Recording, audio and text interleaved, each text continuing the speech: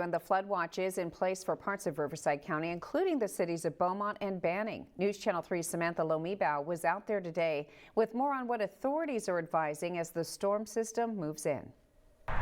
More than an inch of rain expected to hit both Banning and Beaumont, two cities that are more prone to flooding.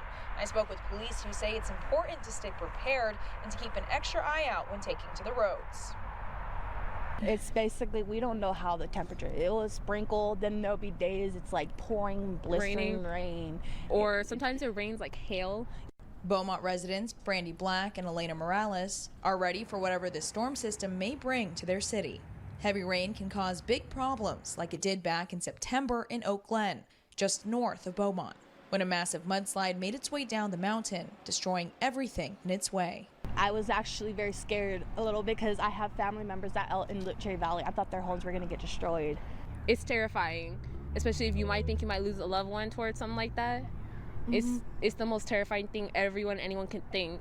Although it's not an event that happens often in this area, Beaumont Police Lieutenant Robert Galetta tells me they're prepared for whatever the heavy rain could bring.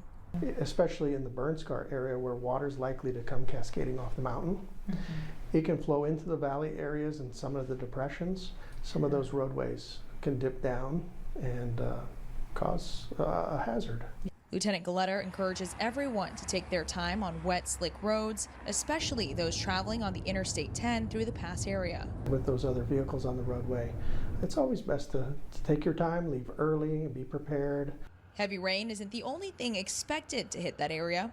High winds often pass through the mountains, and authorities urge residents to stay vigilant of fallen trees. If a tree falls down and knocks power lines down, we just ask our residents not to be lulled into this sense of security when approaching a downed power line. Although they may look docile, they may be energized, so touching them would be a real mistake.